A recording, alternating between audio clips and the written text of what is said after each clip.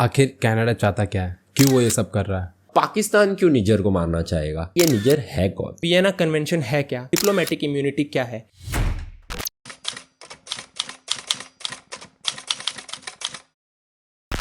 अक्टूबर के पहले हफ्ते में ये खबर आती है कि भारत सरकार ने कनाडा से कहा है आप अपने 41 यानी कि 41 डिप्लोमेट्स को वापस अपने देश बुला लें। अब आगे बढ़ने से पहले ये जान लेते हैं कि डिप्लोमेट्स होते कौन हैं। तो किसी एक देश का गवर्नमेंट एम्प्लॉई जो दूसरे देश में उस गवर्नमेंट को रिप्रेजेंट कर रहा हो उसको हम डिप्लोमेट कहते हैं। तो कनाडा गवर्नमेंट को रिप्रेजेंट करने वाले लोग भारत में, उनको हम कैनेडियन डिप्लोमेट कहेंगे। तो भारत सरकार ने आखिर ऐसा कहा क्यों? तो भारत सरकार के हिसाब से ये किया गया है डिप्लोमेटिक पैरिटी मेंटेन करने के लिए। डिप्लोमेटिक पैरिटी मतलब बैलेंस।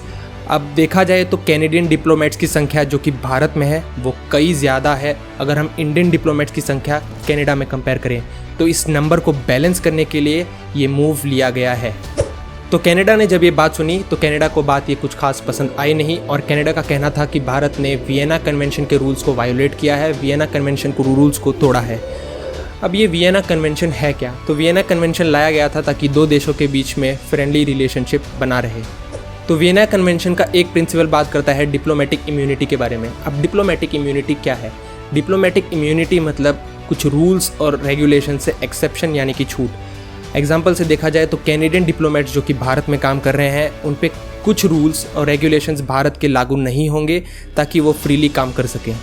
अब भारत ने कनाडा से ऐसा कहा था कि अगर आप 10 अक्टूबर तक अपने डिप्लोमेट्स को वापस नहीं लेते हो तो आपके डिप्लोमेट्स की इम्यूनिटी छीन ली जाएगी। और अगर हम वियना कन्वेंशन के रूल्स को देखें तो भारत ने किसी भी रूल को वायोलेट नहीं किया है, ना ही तोड़ा है, और जो भी किया है वो well with in the rules है। वियना कन्वेंशन का एक आर्टिकल ऐसा भी कहता है कि अगर पहले से डिसाइडेड नहीं है कि कितने डिप्लोमेट्स होंगे तो जो रिसीविंग कंट्री है वो सेंडिंग कंट्री से कह सकती है कि डिप्लोमेट्स की संख्या कम कर दो। सेंडिंग कंट्री जो कि यहाँ पर है कनाडा और रिसीविंग कंट्री यानी कि इंडिया। तो ये सब होने के बाद ministry of external affair Bharat का कहना था कि वो कनाडा है जिन्होंने रूल्स को तोड़ा है। हमारे भारतीय डिप्लोमेट्स जो कि कनाडा में हैं उनको सिक्योरिटी नहीं दे पाए हैं, सिक्योरिटी देने में फेल हुए हैं खालिस्तानी एक्टिविस्ट लोगों से जो कि हम देखते आ रहे हैं। तो आइए अब देखते हैं कि ये सब शुरू कहाँ से होता है।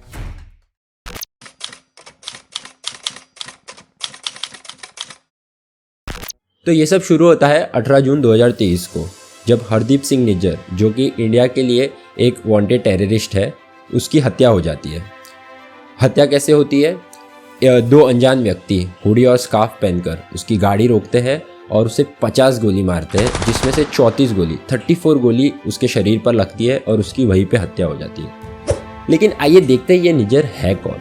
तो इसके लिए हम थोड़ा समय के पीछे चलते हैं। 1997 में निज्जर इंडिया से कनाडा जाता है और वहाँ पे प्लम्बर की नौकरी करने लग जाता है। कुछ ही सालों में वो खालिस्तानी मूवमेंट में ज्वाइन हो जाता है और एक लीडर की तरह वो बन जाता है। 2007 में उसको कनाडा सिटीजनशिप दे देता है और वही साल में 2007 में लुधियाना के सिनेमा हॉल में बॉम्ब ब्लास्ट होता है जिसमें उसका इन्वॉल्वमेंट होता है। 2015 में निज्जर के खिलाफ रेड कॉर्नर नोटिस और LOC लुकआउट सर्कुलर जारी होता है। वही साल में उसके खिलाफ हिंदू लीडर को मारने का भी केस जारी होता है। 2018 में उसके खिलाफ RSS के लीडर को भी मारने का केस जारी होता है और उसी साल कैप्टन अमरिंदर सिंह जो कि पंजाब के पूर्व CM रह चुके हैं वो जस्टिन ट्रूडो को कुछ मोस्ट वांटेड टेररिस्ट की लिस्ट देते हैं और उसमें निज्जर का नाम शामिल रहता है। 2020 में इंडिया कनाडा को बहुत सारे प्रूफ देती है जो बताता है कि निज्जर एक टेररिस्ट है, लेकिन वो सारे प्रूफ को कनाडा इग्नोर कर देती है और कुछ एक्शन लेने से मना कर देती है। 2022 में NIA नोटिस जारी करता है और 10 लाख रुपए का इनाम रखता है निज्जर के खिलाफ। अब 2023 आया, 18 जून आई और निज्जर को मार दिया गया। कुछ रिपोर्ट के हिसाब से जो लोग थे, जो दो व्यक्ति थे अनजान व्यक्ति, वो पाकिस्तान के एजेंट थे। अब पाकिस्तान क्यों निज्जर को मारना चाहेगा? क्योंकि वहाँ का जो लोकल ड्रग डीलर था वो निज्जर का बहुत खास था और पूरा पावर पाकिस्तान को अपने एजेंट्स को देना था। इसलिए उन्होंने प्लान बनाया है कि हम निज्जर को रास्ते से ही हटा देते हैं ताकि सारा पावर पूरे पाकिस्तान एजेंट्स और पाकिस्तान के लोकल ड्रग डीलर के पास आ जाए।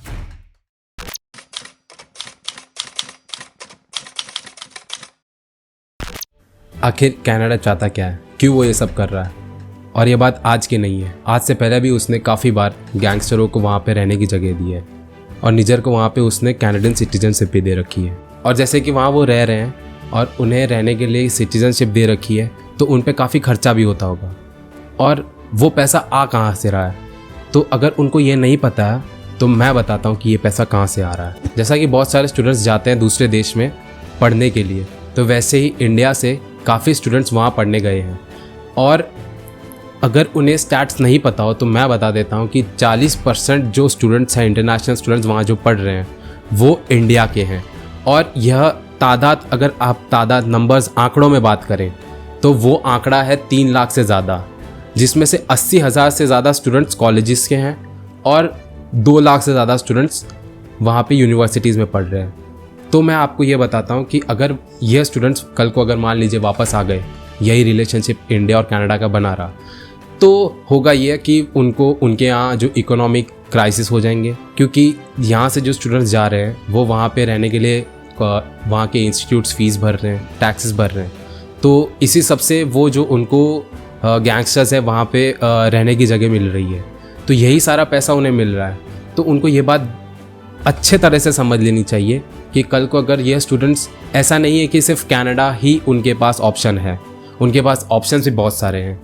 जैसे कि अगर वो चाहे कल को तो Italy, Germany, France, UK, Australia, ये सारी जगह भी वो पढ़ने जा सकते हैं। तो आइए अब बात करते हैं वहाँ के प्राइम मिनिस्टर जस्टिन ट्रूडो की। काफ़ी सारे रिपोर्ट्स का ये भी मानना है कि जो जस्टिन ट्रूडो के स्वभाव में ये परिवर्तन आया है वो शायद हो सकता है कि पॉलिटिक्स की वजह से आया, इलेक्शंस जो कि वहाँ अभी होने वाले हैं। तो वहाँ के पार्लियामेंट में खालिस्तानियों का बहुत ही अहम महत्व है। मे भी हो सकता है कि वो वोट बैंक में उनका सपोर्ट चाहते हो, इसलिए उनका ये स्वभाव में परिवर्तन है।